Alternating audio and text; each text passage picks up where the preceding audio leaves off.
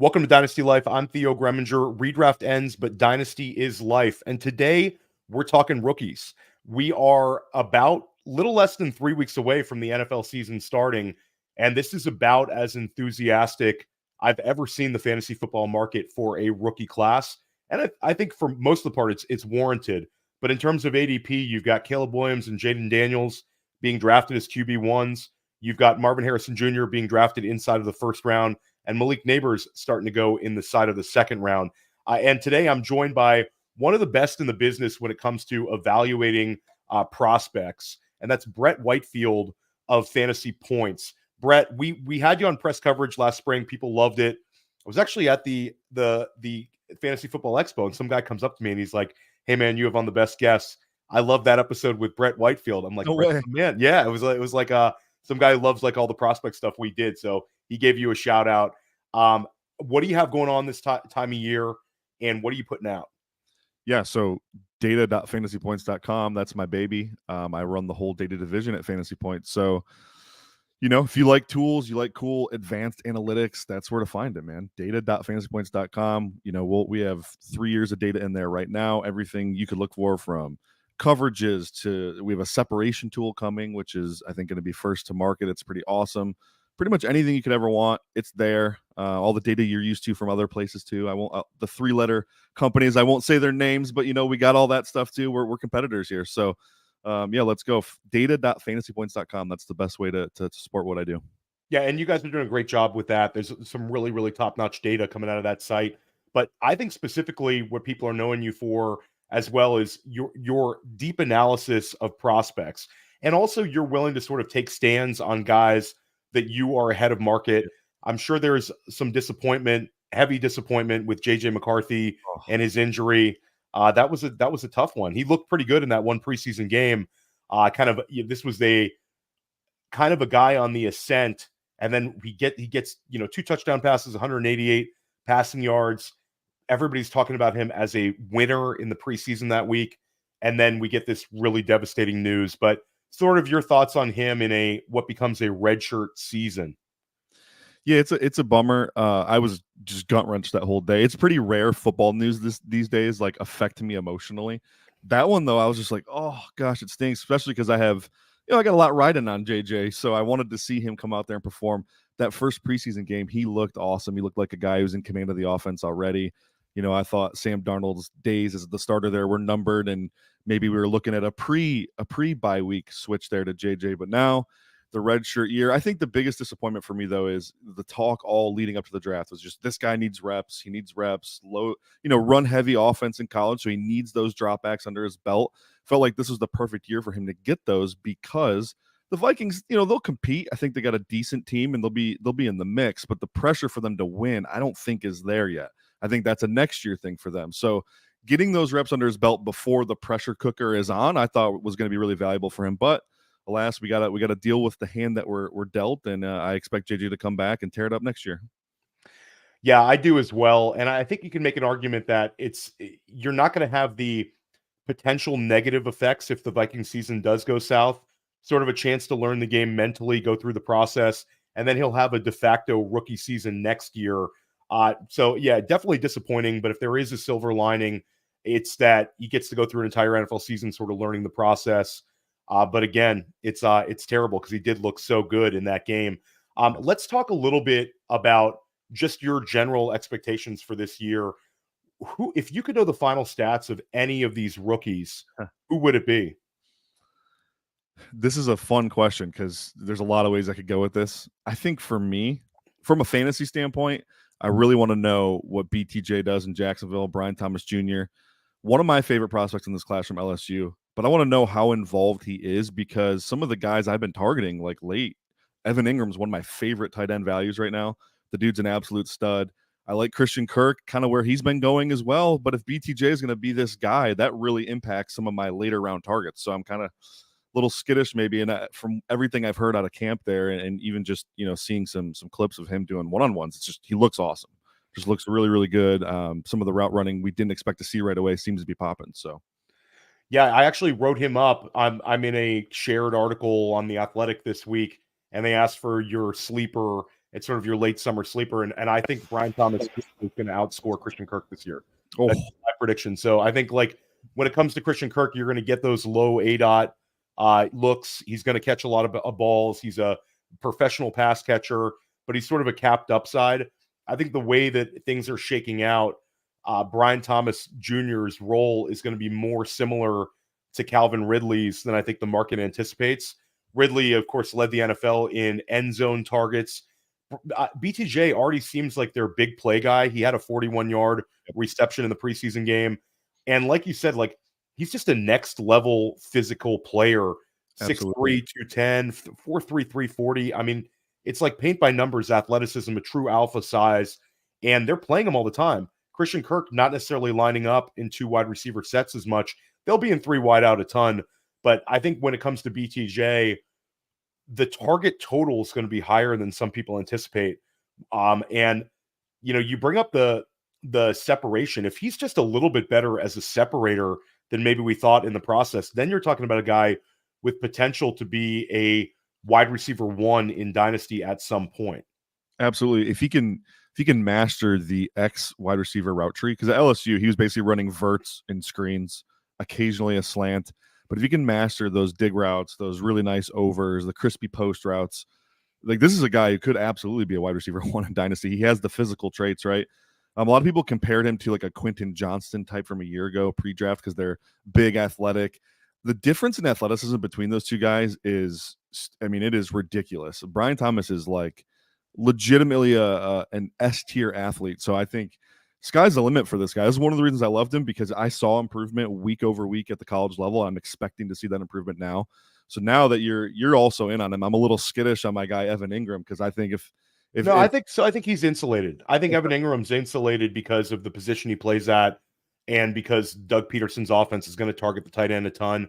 But it's like those wide receiver targets. When you lose Calvin Ridley, you also lose Zay Jones. Gabe Davis seems like a cap target ceiling guy. Like a down, you know, Gabe Davis is sort of what he is, and he's fine for this offense. But BTJ, for me, I would prefer him at ADP to Christian Kirk right now.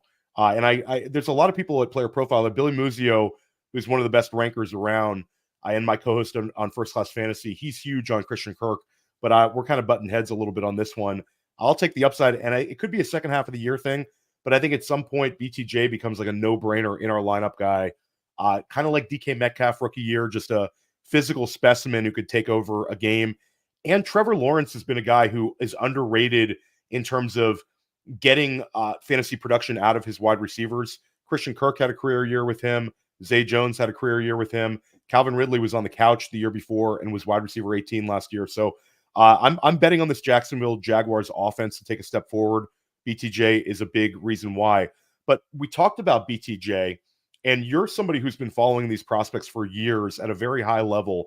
One thing that's been evident in terms of fantasy football is we used to get all these discounts on rookie wide receivers. That door is closed. I mean, this year is everybody's betting on the rookie wideouts. You're going to see several inside of the top 6 rounds, especially with Rome Odunze climbing up by the time we get to like the late drafts right before the season.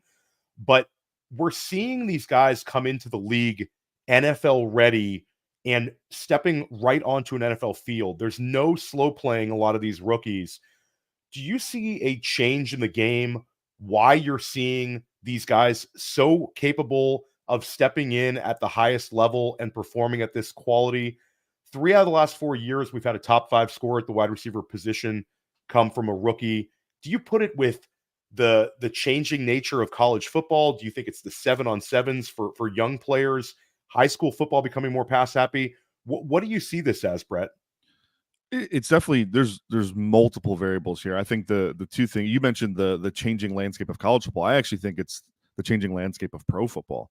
I think pro football offenses are starting to mirror college offenses a little bit more, right? So you got a lot of these really college centric concepts that you would only see from crazy coaches like Rich Rodriguez and Chip Kelly back in the day. Well, these are all prevalent concepts in the NFL now. So the things receivers have been doing since high school is becoming acceptable at the NFL level. And you mentioned 7-on-7. That's huge, right? 7-on-7 is big too, because they're actually working on their route technique.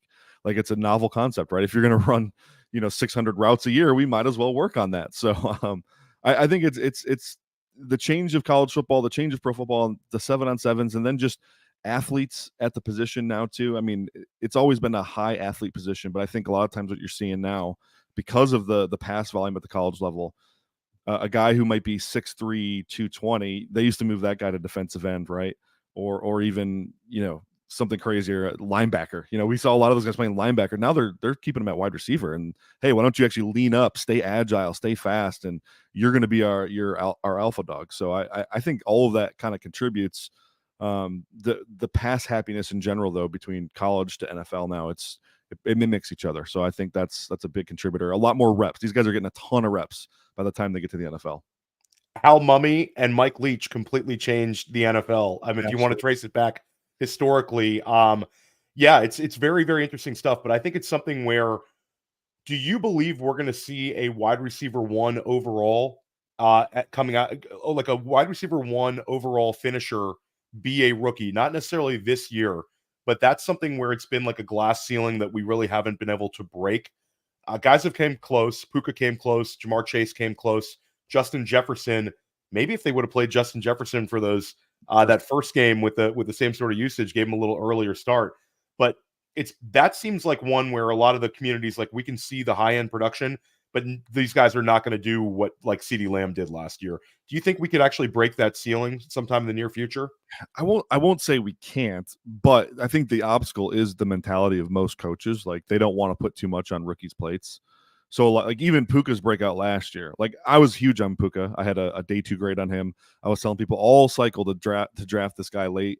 But even me, like, he still exceeded my expectations. Like, and he probably exceeded Sean McVay's expectations. And I think they tried to dial it back with him at times. But he was just too good to do that. I think that's the hard part, man, is like the rookies, they only put so much on their plate. And so unless maybe we get a guy who technically is perfectly sound already, we haven't seen one yet, but I think that's ultimately the obstacle is the coaching staffs.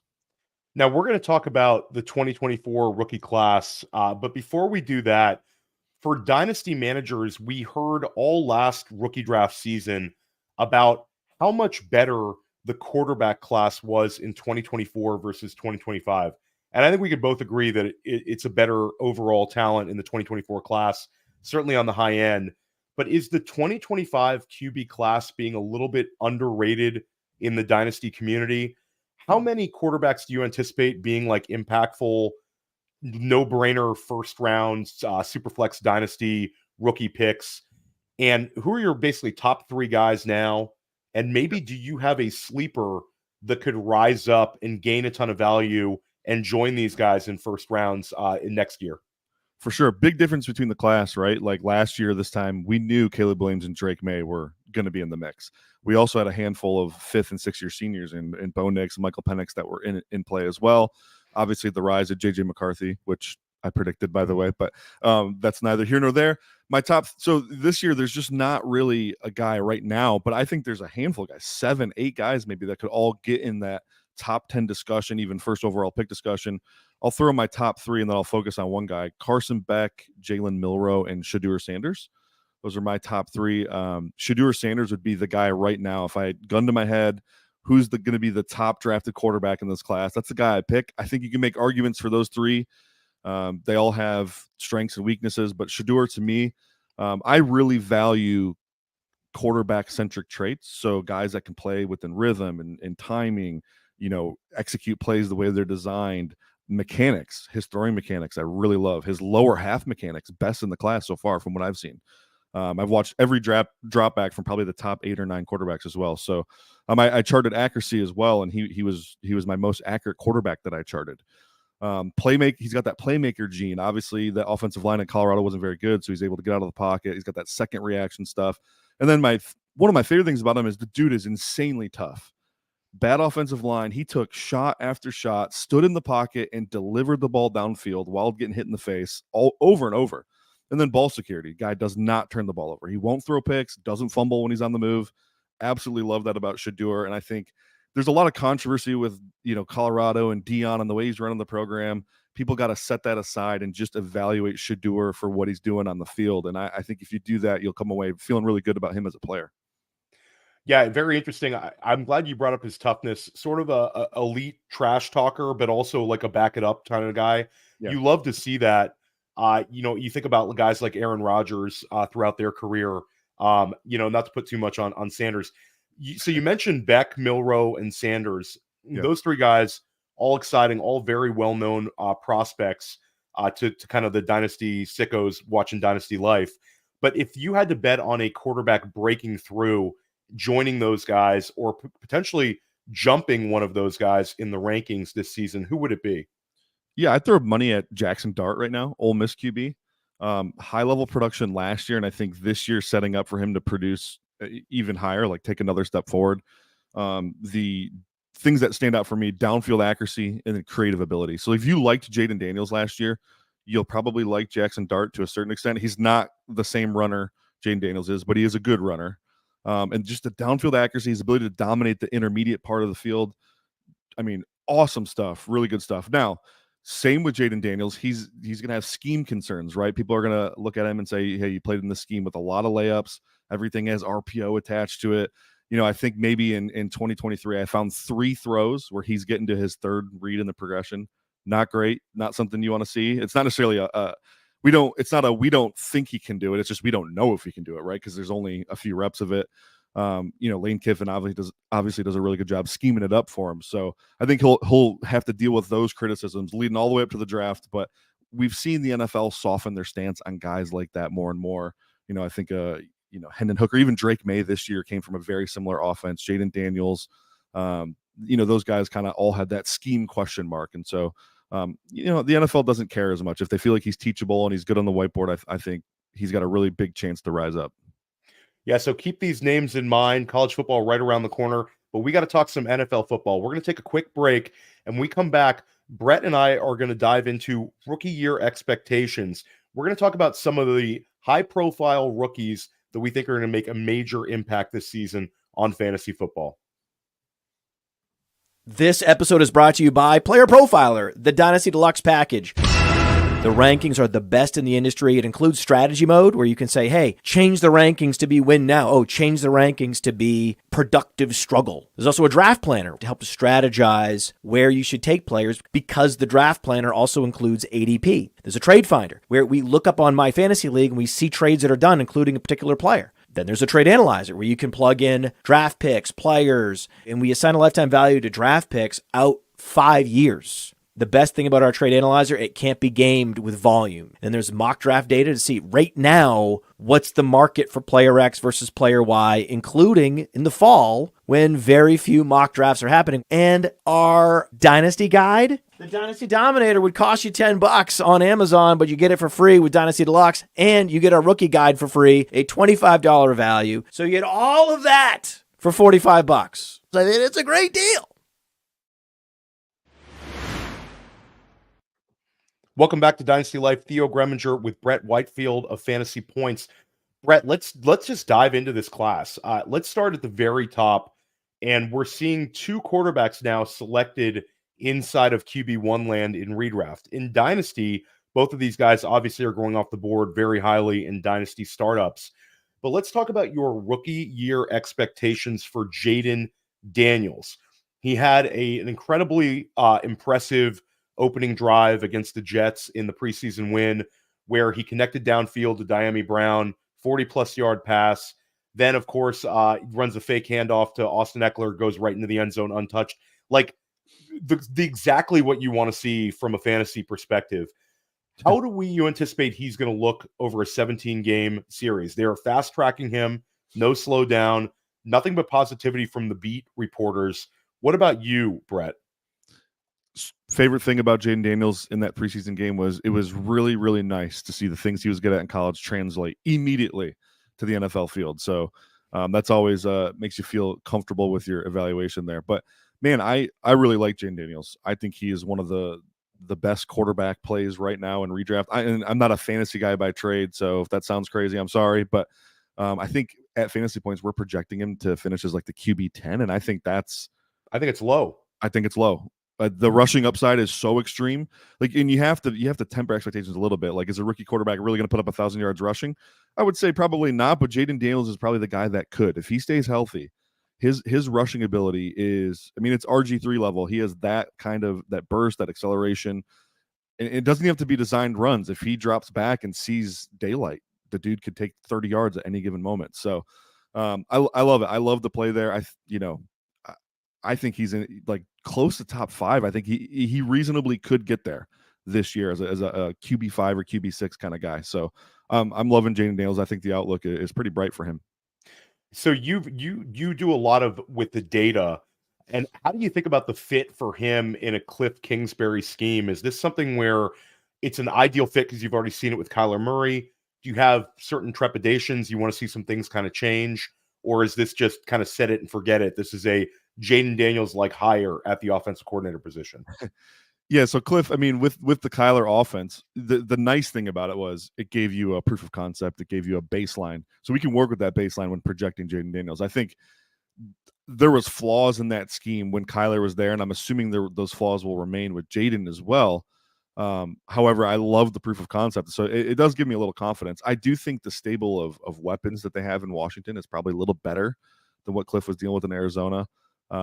They don't have someone necessarily on D-Hop's level, but I do really like Terry McLaurin. Like, I think he's one of the most underrated players in the league. I think Diami Brown is perfect for Jayden Daniels' skill set, that downfield threat. That's what they drafted him to be. It's nice to see him kind of finally stepping into that. I'm not a big Jahan Dotson guy, but I do love Ben Sinnott. I love Luke McCaffrey. I love Austin Eckler as pass game weapons. Those type of guys should give Jayden Daniels plenty of layups, plenty of run after catch opportunities, which is, something that he did do a lot of LSU. So it was either boom or bust for him, right? It was like a short screen pass or a bomb downfield. And I think he'll have plenty of opportunities to do both. Yeah, Ben Sinnott's been a guy that I've been really high on throughout the entire process. And I think now you're able to get him with a slight discount because of all the Zach Ertz enthusiasm. Zach Ertz enthusiasm might be there for 6 weeks before the takeover. Ertz is just a little older. So yeah, I'm with you. And I think Jayden Daniels, it's interesting. You bring up Terry McLaurin. There's some parallels here to like what we saw with DJ Moore last year, a very talented wide receiver who gets a younger, more dynamic quarterback who puts pressure on an opposing defense and also doesn't necessarily have a lot of competition at the wide receiver 2 spot. This could be a real McLaurin season, so I'm glad you're on that as well. He's starting to rise up a little bit because I think people really want to have that stack. They want to have a Jayden Daniels, Terry McLaurin stack, especially with what's going on at wide receiver 2 and wide receiver 3. One rookie quarterback who doesn't have any question marks at the wide receiver 2 or wide receiver 3 spot is Caleb Williams. Caleb Williams also looked impressive in the preseason. There's been a lot of positivity there as well. Much like Jayden Daniels, you're starting to see him drafted inside of the QB1 land, but significantly lower. It's like Dak Prescott and Caleb Williams are sort of your tail end QB1s with a gap between like the Daniels, Kyler Murray, Joe Burrow tier.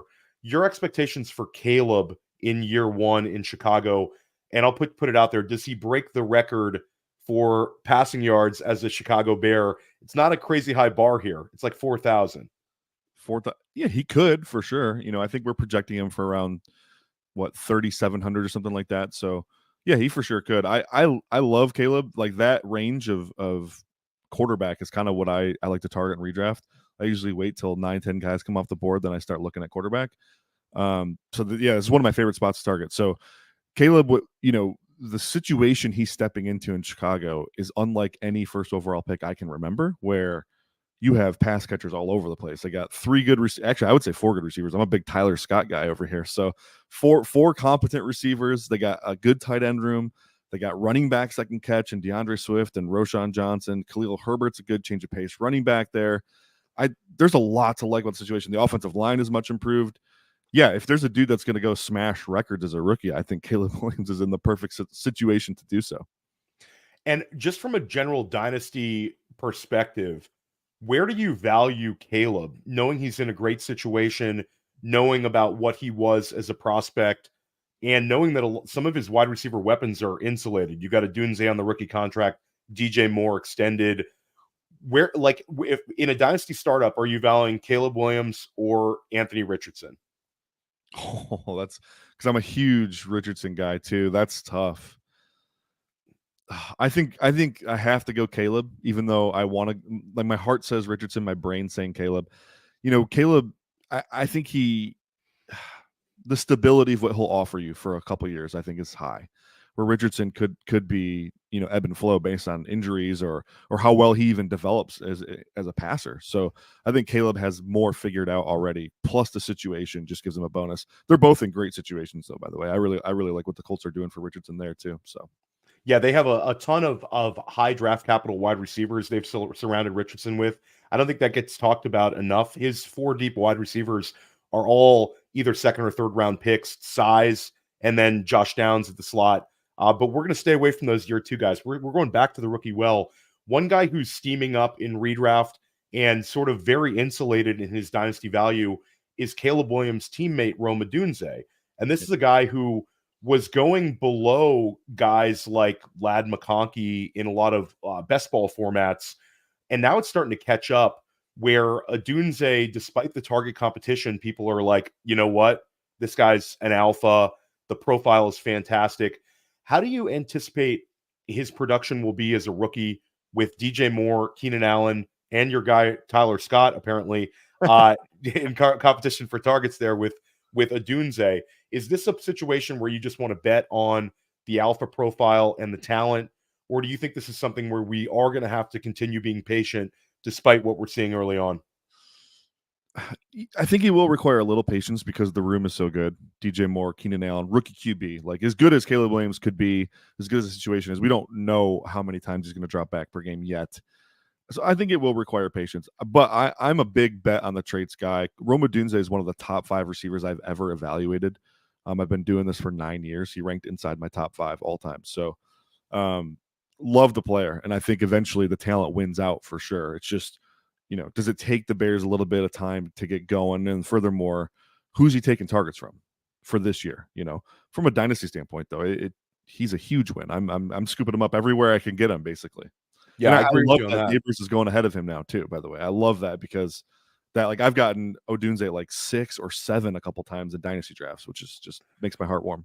Yeah, I know throughout the process, I believe, correct me if I'm wrong, you had Odunze ahead of Nabers as a prospect. Was that pre-NFL draft or that was just in general? In general, yeah. I thought Odunze was closer to Marvin Harrison Jr. than Nabers was. And I know a lot of people kind of had towards the end, there was a big push for Nabers to be the wide receiver 1, but I thought Odunze was closer to that.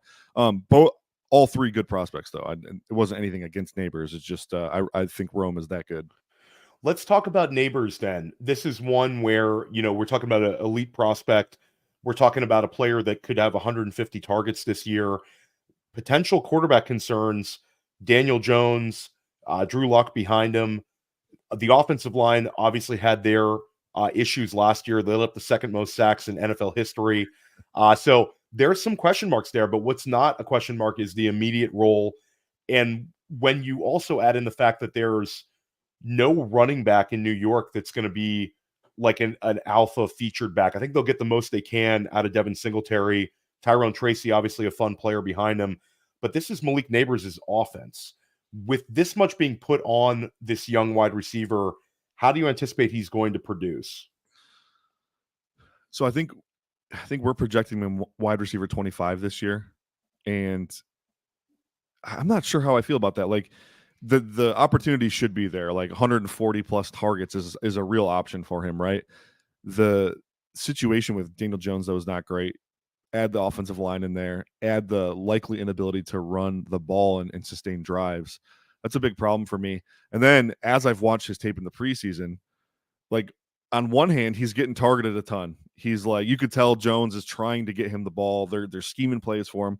On the other hand, the technique has been kind of sloppy. He's ran the wrong route multiple times, doesn't quite understand spacing yet. He's failed to set his route down in zone multiple times. So I'm like, he's still got a little rawness to him that I'm like, I don't know if he can reach the heights that his target volume suggests he should.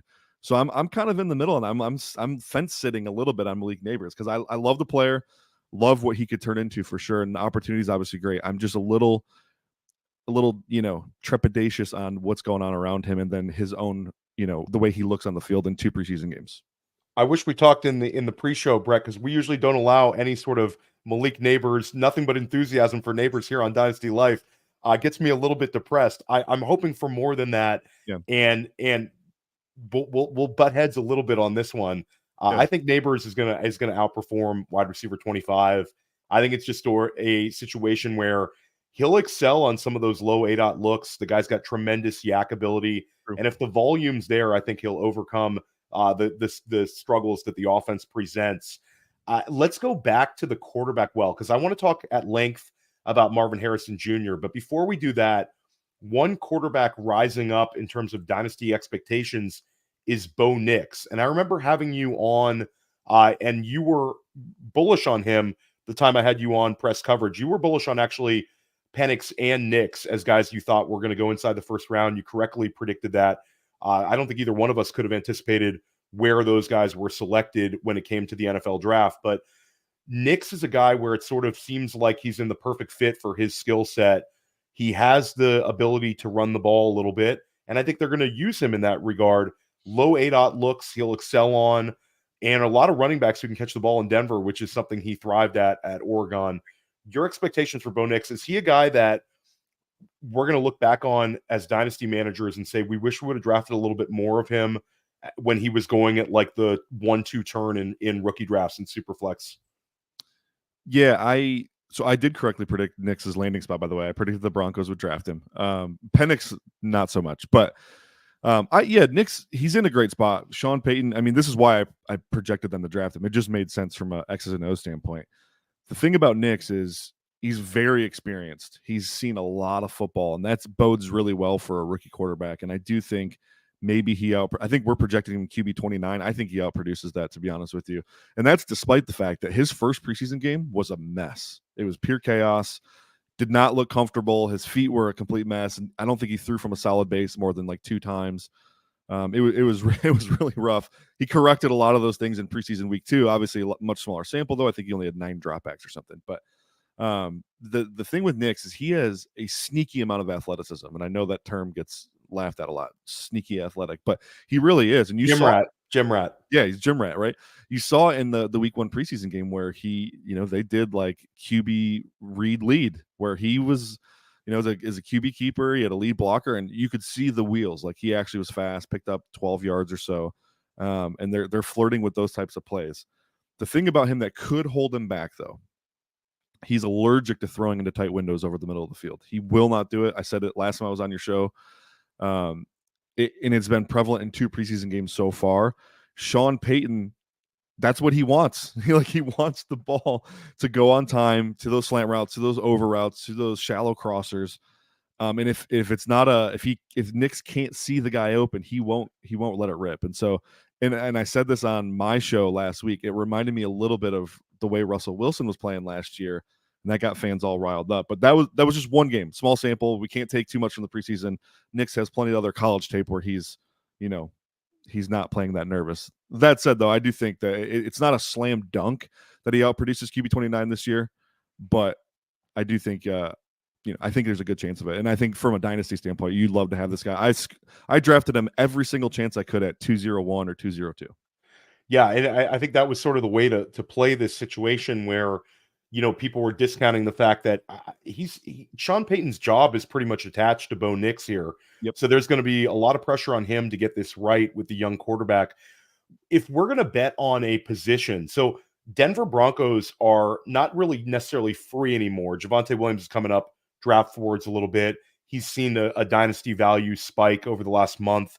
But if you're going to bet on a position in Denver or a player to sort of be what would be the most fantasy advantageous in a Bo Nix-led offense, are you looking at running backs? Are you looking at maybe a Cortland Sutton, maybe a Dulcich? Is there a position you think he could potentially elevate with his playing style in this system?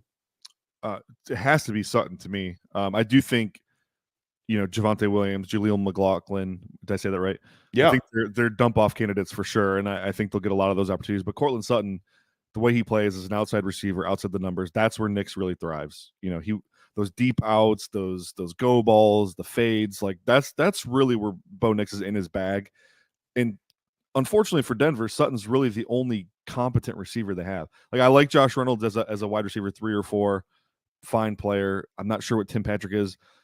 despite all that, they're all super redundant anyways. They're all big-bodied, possession-type receivers. But Courtland Sutton's really the only guy that could be elevated, in my opinion, from a pass game standpoint. Like he's exactly what Bo Nix likes, and he's really the only guy that can do it. So he should be good.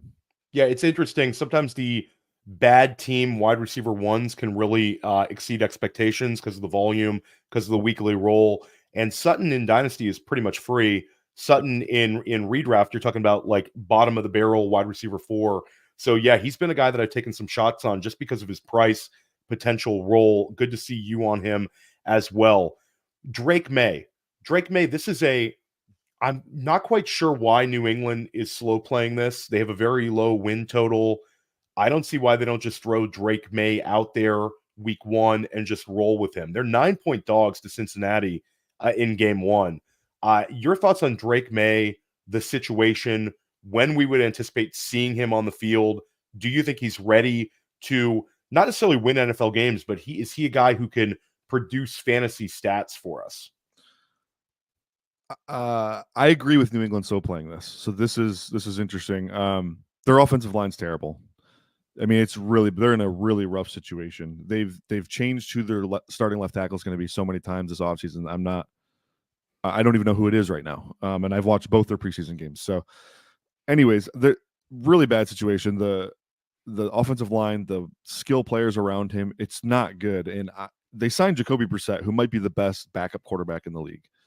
And my fear with Drake Maye is that you put him out there, you develop he already has some bad habits too. So develop more bad habits. Don't really take that step forward and development where you want to see him get to. And it's a season where there's no pressure to win, completely new regime. And you need to evaluate the roster too. And I don't know that a rookie quarterback that's as raw as Drake Maye is the guy to do that with. So I think, in my opinion, Jacoby Brissett should be the meat shield for Drake Maye this year. As long as you can hold Drake Maye out, and I know eventually, the owner, Rob Kraft, might call Jared Mayo and say, hey, we got to get the rookie quarterback out there. That probably happens. But if you can wait till week 8 or week 9 and just give Drake a little bit of a window to develop and fix some things, let that offensive line develop some cohesiveness, I feel like they have to do that. That said, if Drake gets on the field, he does have enough athletic ability where he presents a relatively high floor from a fantasy standpoint. I just really worry about the weapons. He's going to be running for his life as well. I love Ramondre Stevenson, but I don't think they're going to be able to run the ball. That offensive line looks terrible. It's looked bad in the preseason as well. Even the one throw too that everyone was going crazy about with Drake Maye this week, it wasn't even that good of a throw. I mean, it was did Javon Baker drop? Yeah. It was a little overthrown. Javon Baker had to lay out like Superman to catch it. Now, should he have caught it? Sure, but it was good, not great throw. So I don't know. I was also lower on Drake pre-draft than anybody as well. So no, I do remember that you certainly had him behind the big 3. Interesting one, Brett. Drake Maye, just to me, you bring up the scrambling ability with the big body, the scrambling ability. We want to see that on the NFL field. It's selfishly, but I guess long term, him getting beat up behind that line of scrimmage could be detrimental to long term. And also, guys with bad win-loss records, for whatever it's worth, if you're a losing quarterback, it's not good for you in terms of your long-term stability, even if the situation is awful. So that's one thing to keep in mind. Let's talk about Marvin Harrison Jr., though. This is a guy that is the highest drafted rookie wide receiver of all time. Wow. And it's not even close. You're talking about by at least a full round of where we've seen any rookie wide receiver in redraft. Harrison Jr. is going inside of the first round on underdog drafts. And then in NFFC, he's going inside of the first round. FFPC, very early second round. There's a ton of money betting on Harrison Jr. delivering as a top 10 wide receiver this year. Your thoughts on him in terms of his immediate impact and your expectations for him in year 1? We're projecting him as a wide receiver 10 this year. So we're right there with that thought. I mean, he has the talent to absolutely do it, right? And I'm excited to see Kyler Murray with a true alpha dog who's in not his prime yet, but he's not past his prime either. And D-Hop, as good as he was in Arizona for a couple of years, he still wasn't at his best. And so I'm excited to see Kyler now as a developed quarterback, veteran who finally gets a true dog at wide receiver. And I think this should be fun. I really like what Arizona's doing on offense there.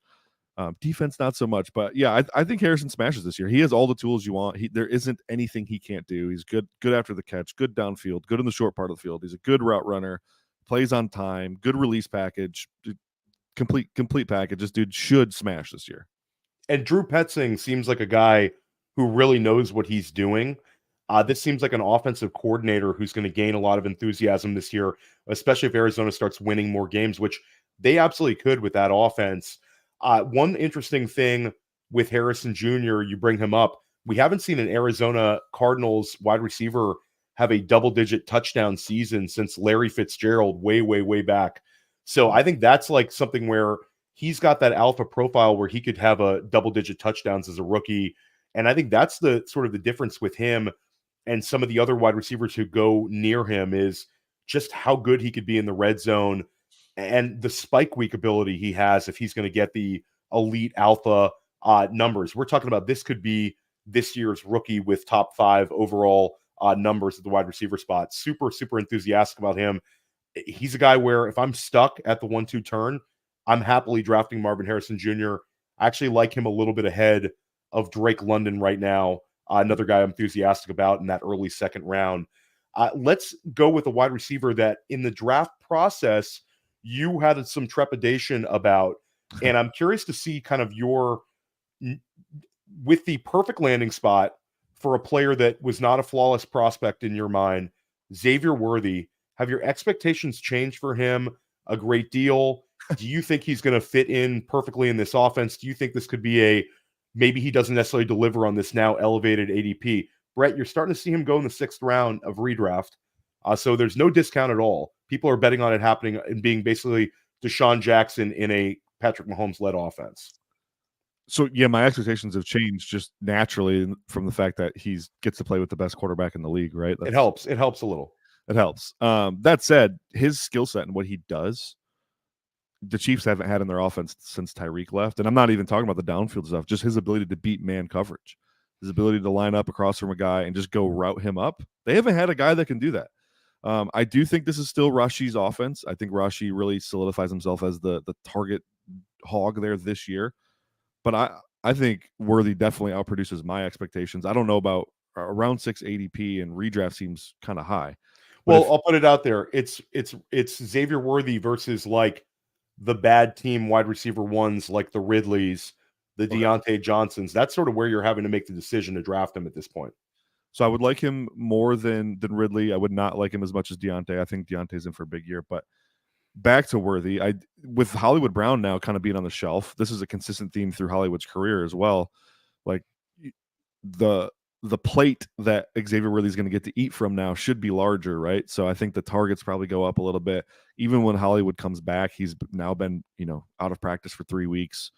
I think Worthy. He's a fun player that fell in the absolute right spot. I think I even said on your show, the one thing that would change my mind on Worthy is if he landed in KC, because that's I know you and Scott Barrett both sort of had that like prophecy about Xavier Worthy landing on there. It's interesting. It's a perfect landing spot. I'm sort of enthusiastically drafting him, especially structurally. If you can get him as like a wide receiver 4, wide receiver 3, a little less pressure, but having that spike week guy. And they've added so much speed at the wide receiver spot. It seems like what they want to do is they want to be able to throw downfield more and successfully. It's so many drops last year as well. It's going to be a really, really fun season. Agree with you completely on the Rashee Rice enthusiasm, though. Yeah. Rice is a guy I've been cramming into as many lineups as possible. I drafted with Scott and also a B-Bag Batoba. We drafted an FFPC main event. We took Rashee Rice in the 5th round. I took him again last night in an NFFC draft. I'm going to be overloaded on Rashee Rice by the end of it. It's sort of like we're still getting that discount on a potential suspension that hasn't happened. Yep. We should be drafting him where he initially started out in ADP, which would have been like the 3rd round. So I'm with you on that one. Yeah, and with the other thing, last note on Worthy too is just watching what he's done in the preseason already. He's already broken defenses. Like, go watch the Lions footage. I think he played 9 snaps or something. He forced 3 busted coverages in 9 snaps, and they didn't capitalize on every one of them. But man, Like that's already happening. And that's what he is. He is a math changer. He's a guy you have to account for. He's a guy a defensive coordinator will be terrified of and change what he's doing to, kind of accommodate for Xavier Worthy. I think that speaks volumes about who he is as a player. The fact that he's already creating multiple busted coverages in a 10 snap sample, it's wild. It seems like the Patrick Mahomes revenge tour this year, where they won the Super Bowl, but the fantasy production was the lowest we've seen from Mahomes. Now he's got these weapons. The guy's throwing behind the back in preseason games. I mean, it's nothing but positivity with this offense right now, and I think that'll carry through. That Thursday game, the opener, is going to be very tilting with these two offenses that are juggernauts. Do they have a game that's sort of little jabs and maybe it's a little lower scoring, or is this going to be like ripping and running and we get like a 35-30 type game? I'm hoping for the latter. That I can't get here soon enough. But one wide receiver I want to pick your brain on, what I thought was interesting was Adonai Mitchell's a guy who's flashing at Colts camp. This is a guy where there's a lot of enthusiasm, I think, internally with the organization on Adonai. He's still a guy you get at a discounted price in redraft. Obviously not a guy getting pushed up to the level of the other wide receivers we're discussing. But one thing I found interesting is Adonai never really played the slot at Texas. Yeah. But there's reports that he's going to fill in until Josh Downs gets there. You're going to see a lot of Adonai as like a big speed slot. Do we think that this is a situation where he can excel in that role, and maybe he's a guy that might be a early season waiver wire ad in redraft? Or do you think it's more of a clear out type, just get your best athlete on the field situation, and they don't want to put Michael Pittman sort of out of place in the slot that he rarely plays? Yeah, so you already saw it. Adonai played in the slot this past week. I think 50% of his routes run were from the slot.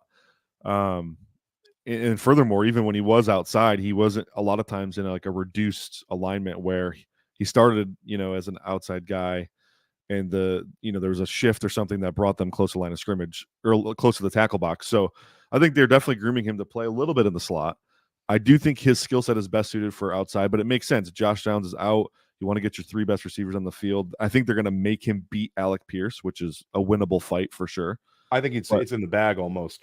Yeah. Right now, Pierce is obviously the guy on the field with him, but that's because Downs is missing. But yeah, a combo role, and most NFL teams do this now where they don't have a dedicated slot-only player anymore. They have three guys that can all play everywhere. I think getting him those reps, because he's never done it in the preseason in camp, is really important.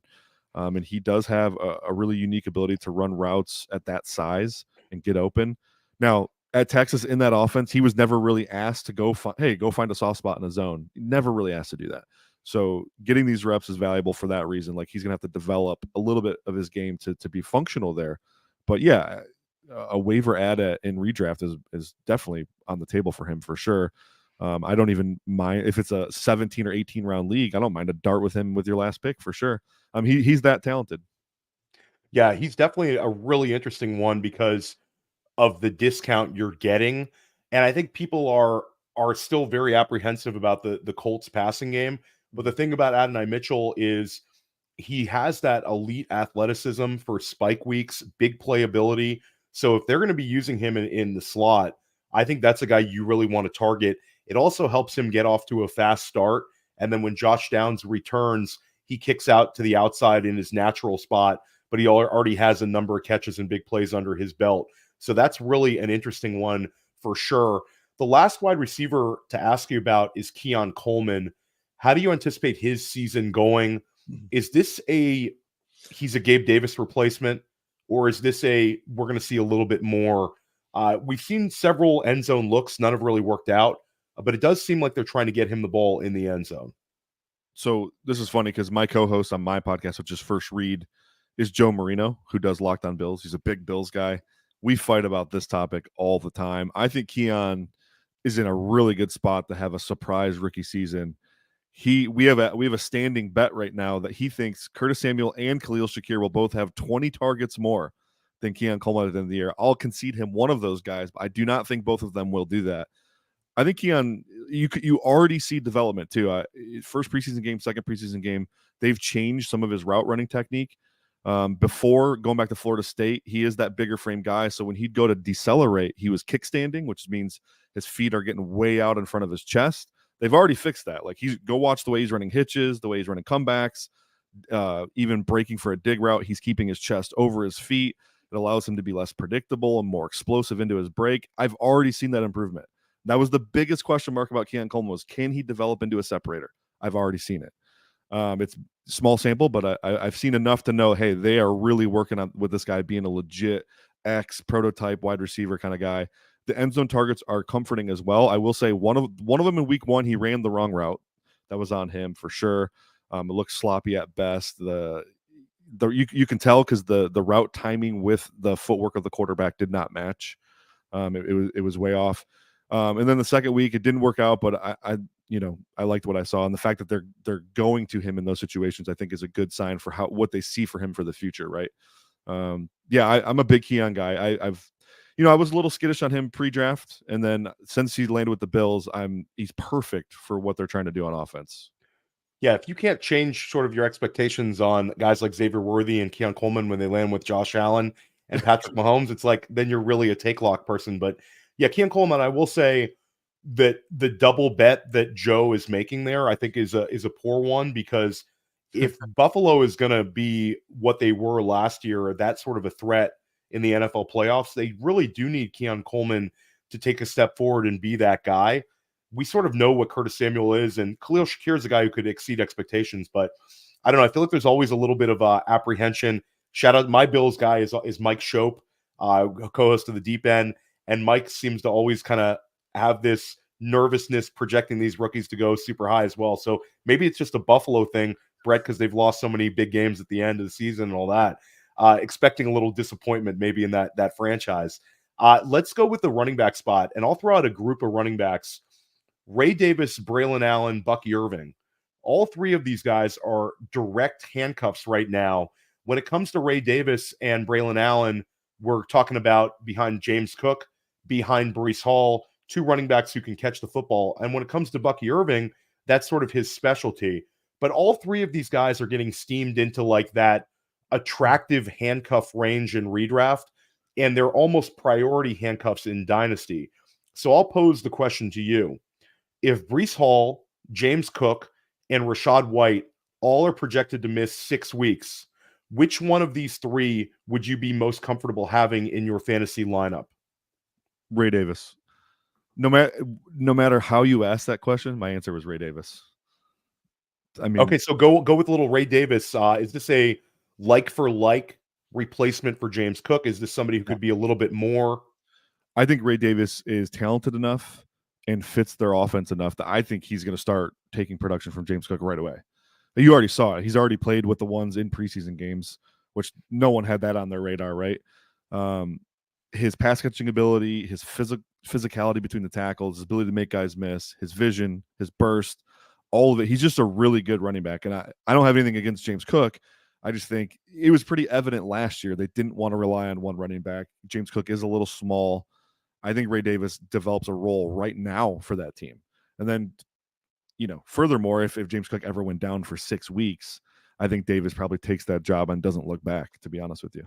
And I will say one thing when it comes to Ray Davis, talking about an older prospect. Yeah. He caught a lot of passes last year, back-to-back 1,000-yard seasons in the SEC, really is always a pretty good indicator. But when it comes to James Cook, last year we saw 230 carries, which was not ever something we really expected from James Cook with his prospect profile, but he'd have the untimely fumbles and the untimely drops. It seemed like it would be like a big play where he'd drop a touchdown. There's a little more pressure. I mean, they tried to get Lat Murray more involved last year, and you're talking about a guy who was complete dust. So Ray Davis is definitely exciting. I'll throw out a dynasty question to you. There's a lot of people with a lot of bags of players like Marshawn Lloyd.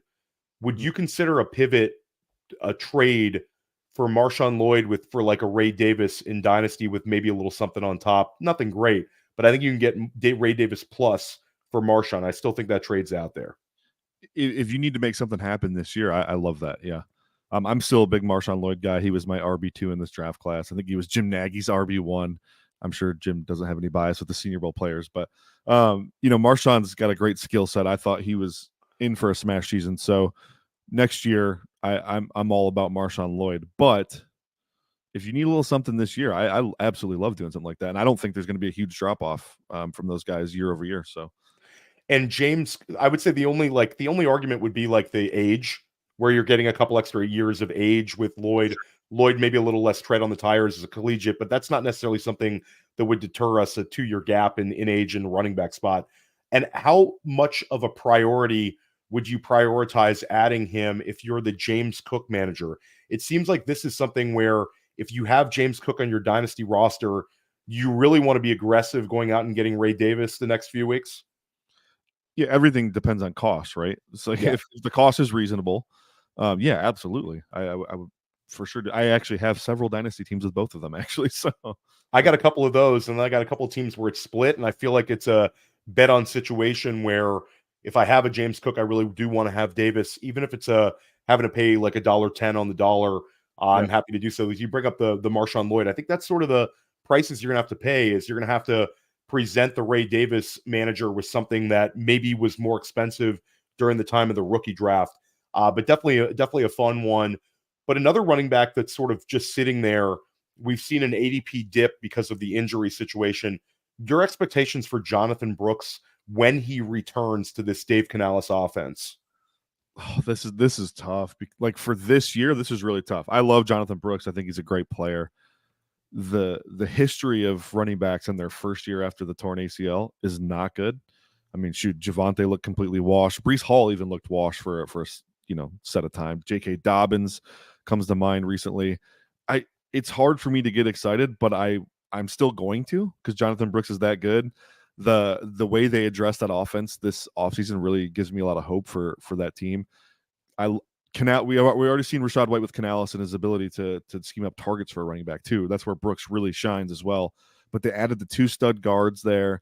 They added a true number 1 in Deontay Johnson. They drafted a Xavier Leggett who can be a really fun guy. John Mingo's developing. The whole offense seems to be taking a big step forward. So when Jonathon Brooks comes back, I would imagine he produces at a relatively high level because of the pass catching ability.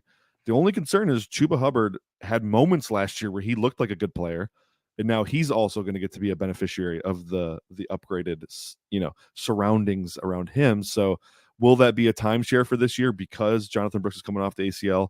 I would guess that's probably true. And so tempered expectations for year one, but for Dynasty, man, I'm still we got a huge discount in every Dynasty draft for Jonathon Brooks, and I took advantage of that fully. Yeah, sky's the limit for Brooks in year 2 of the Dave Canales system because, like you said, he's a 3-down back with big-time pass-catching ability. It's not out of the question in 2025 we could see like a 65-catch season out of Jonathon Brooks. So any chance you have to buy him now in Dynasty or take him at a reduced cost in a Dynasty startup, he's obviously a guy you want to target, I think, if you're in a rebuild as well. If you can just kind of punt the points for this year, definitely agree with you on his talent. Last question. We got to end the show with this one. Last year, we saw Sam Laporta finish as tight end 1 overall. We saw Dalton Kincaid put up a historical record of receptions, broke the Buffalo record by a mile, and finished like top 10 all-time for NFL rookies at the tight end spot. So both of these guys fast-tracked last year.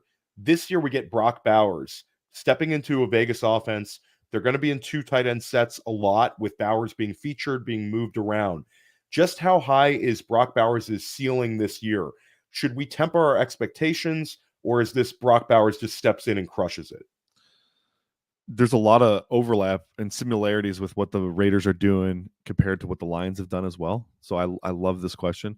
Even down to head coach, I call them dude bros. They're both in the dude bro, mindset where they're just Dan Campbell and Antonio Pierce are not skipping leg day. Let's put it like that. They're not skipping leg day. They're not skipping chew day. They've got their caffeine intake for the day for sure. I love both those guys. So I think there's a lot of similarities with how they want their teams run. Obviously, Bowers comes in as a perfect identity fit for them, right? Bowers and Maye for that matter. So, I think sky's the limit here, man. I don't know how high. Like we've seen that barrier getting pushed back. Pitts had a great rookie season, Laporta and Kincaid last year. So that it used to be this tight ends never produce in year one, right? But I think that's turning a little bit. Same effect some of the wide receivers are having where they're coming in NFL ready. I think you're seeing that from a pass game standpoint with the tight ends as well. And Bowers has that freaky athleticism where he can literally take any pass he catches to the house. And so, they have Devontae Adams, and then what? Are we really buying Trey Tucker? I mean, Jacoby Myers, we know what he is. They need a guy to step up and be that number 2 target, a real needle mover for that offense. And yeah, I don't want to say he'll outproduce Sam Laporta from last year, but I think there's obviously a chance he could. I think he'll be very good. Yeah, I mean, I projected him for like 75 catches. And I think with what the Raiders want to do, they're even telling you that this is a team that wants to get a lot more with Yak, and it's getting the ball in Brock Bowers' hands and letting him move and moving him around. I love how they line him up in the backfield a little bit. They're obviously going to line him up in the slot sometimes. I love Brock Bowers. I think that he's going to exceed expectations, and he's a really, really strong target, especially if you're going for the elite tight ends. And he's obviously elite talent, but the elite tight ends in terms of ADP, if you miss out, I prioritize Bowers. I think he's absolutely going to crush it. And Brett Whitefield, you crushed it today on Dynasty Life. Let everybody know where they can find your work. Yeah, find me on X at BG Whitefield, and then obviously fantasypoints.com. Go to Spotify, Apple Podcasts, look up First Read, NFL First Read. Me and Joe Marino. It's our new show. I think we've only done 10 episodes so far. So it's a newer show. We started back in June. It's going great. We're going to be twice a week in season 2. So we'll be doing some type of review show. We go real nitty gritty, X's and O's, analytics. We dive into all of it. And then obviously data.fantasypoints.com. You can find all the data stuff there. Yeah, highly recommend all of Brett's work, and highly recommend you stick with Dynasty Life. We're going to try to cram a couple more in before opening kickoff. We will see you next week.